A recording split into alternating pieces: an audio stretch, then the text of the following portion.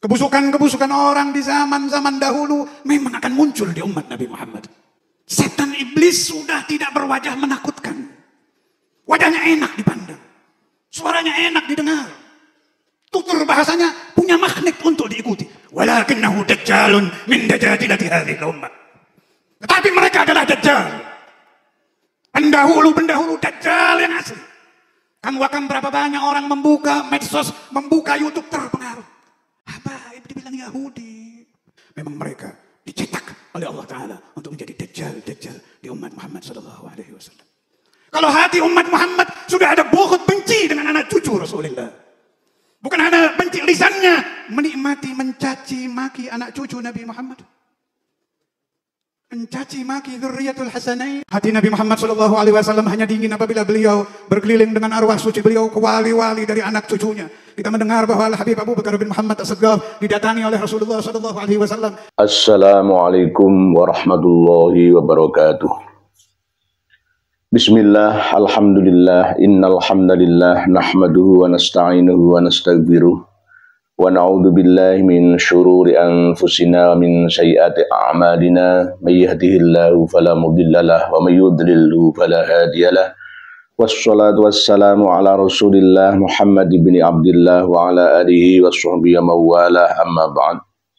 Yang kami muliakan, yang kami hormati, yang kami cintai, yang kami banggakan, segenap saudara dan saudari sekalian dari lintas suku, bangsa, dan agama di mana dan kapan saja, semoga semuanya berbahagia. Selamat dunia sampai di akhiratnya, diberikan kelimpahan, kebaikan, ketenangan, ketentraman, kelimpahan, keberkahan, keselamatan di dunia sampai di akhirat bersama dengan keluarga panjenengan semua. Pada kesempatan yang penuh dengan kebahagiaan ini, saya akan meluruskan tausiah atau khutbah sekaligus mau'izatul hasanah dari seorang habib yang sudah dipublikasikan secara umum, ya, dilihat oleh banyak orang, disaksikan oleh orang banyak, bahwa ketika dinasihati justru tidak menerima nasihat itu.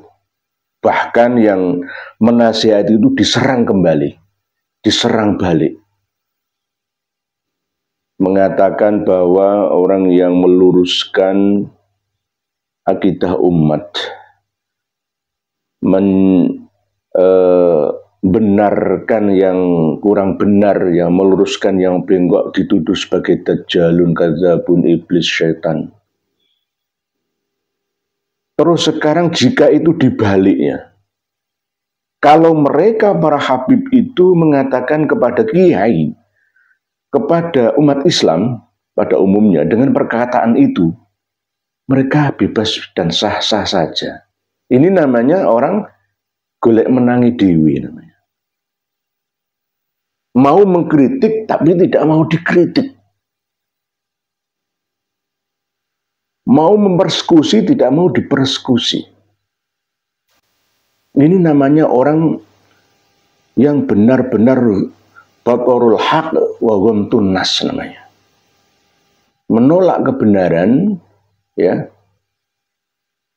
dan tidak mau menghargai orang lain. Ini adalah akhlak yang mazmumah, bukan karimah. Kriteria ciri khas orang yang buruk perilakunya. Merasa paling segalanya.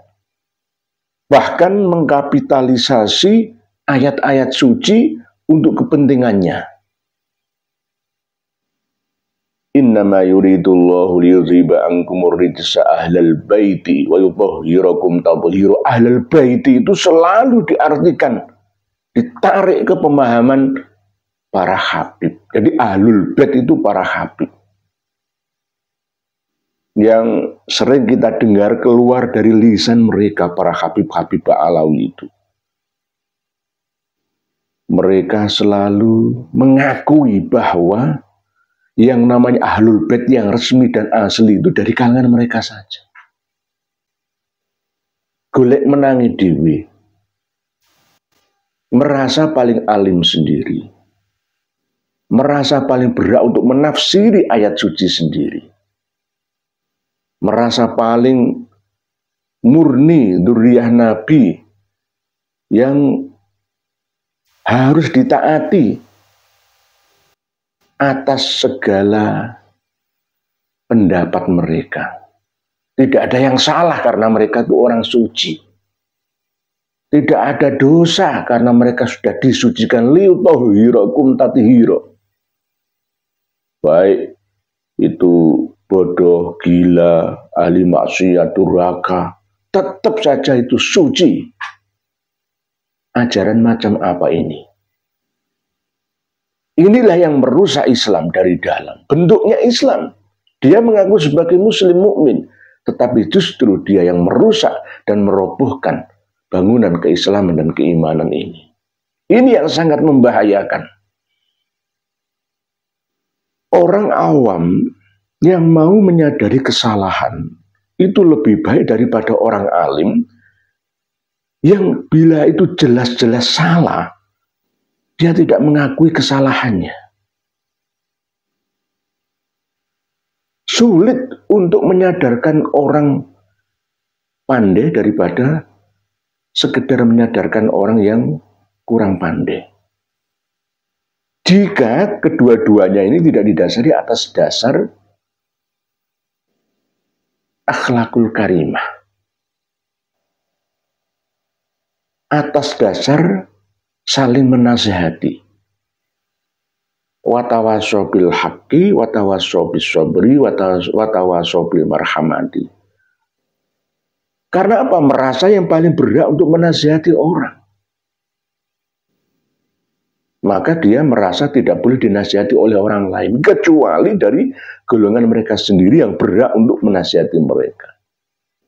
Ini yang namanya titik keadilan itu tidak ada. Tidak ada yang namanya ahlul bait itu khusus panjenengan saja, tidak ada. Ahlul bait jangan diartikan sebagai Habib, jangan, tidak ada itu.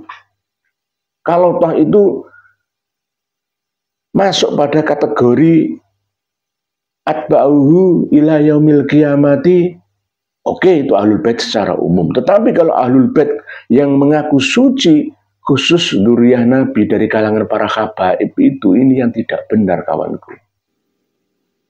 Jangan mendoktrin orang, jangan mendoktrin jamaah para santri yang awam dengan kemauan Anda sendiri. Dengan bahasa tubuh, dengan bahasa lisan yang penuh dengan bayan, rangkaian kata indah yang terukir, ya. Lalu bisa menghipnotis jamaah, lalu seenaknya mengendalikan akal dan pikiran alam bawah sadar para jamaah panjenengan, menggiring mereka ke arah kepentingan sesuai yang jenengan niatkan. Ini yang tidak boleh. Agama ini jangan dikapitalisasi. Jangan hidup dari agama, tapi hidupkanlah agama ini. Sama seperti kita dalam hidup berbangsa dan bernegara. Jangan membebani negara apa yang sudah dan telah kita berikan untuk bangsa dan negara ini. Jangan apa yang telah diberikan oleh pemerintah untuk kita. Jangan dibolak-balik. Bahaya. Kita akan selalu menuntut hak kita, tapi lalai dengan kewajiban kita. Jadinya akan seperti itu nantinya. Jika ada saudara sesama umat Islam seiman seagama yang mau mengingatkan panjenengan, justru jenengan harus berterima kasih. Matur suwun, syukron katsir, thank you very much. Matur sakalangkung, arigato. Harusnya begitu. Tapi justru malah ini dianggap sebagai ujaran kebencian yang jenengan tafsirin, jenengan maknai, jenengan fahami sebagai musuh. Kami ini dituduh sebagai dajjal, iblis yang kelihatan seperti manusia, syaitan. Dari mana pemikiran panjenengan itu diambil? Dari kitab mana? Belajar lagi lah. Nggak ada orang yang sempurna sekarang ini. Tidak ada orang yang alim sekarang ini, semuanya sama-sama alim. Semuanya sama-sama cerdas. Seluruh rakyat Indonesia pengumuman mulai abad 21 awal kemarin sampai hampir menjelang pertengahan ini, mari kita bangkit dari keterpurukan pembodohan. Bangkit semua bahwa ternyata kita semua ini adalah bangsa yang hebat, bangsa yang cerdas, bangsa yang cerdik, pandai, tidak mudah untuk ditipu oleh oknum-oknum yang ingin menyesatkan kita, ingin memperkeruh suasana di negeri kita ini, ingin mengadu domba kita, sesama anak bangsa, sesama umat beragama, dengan senjata mereka, yaitu sayalah yang berhak menyampaikan agama, karena saya ini ahli dalam hal agama. Selain dari saya tidak berhak, karena sayalah pewaris membawa agama Islam, yaitu kakek buyut saya, jadi yaitu Rasulullah Shallallahu Alaihi Wasallam.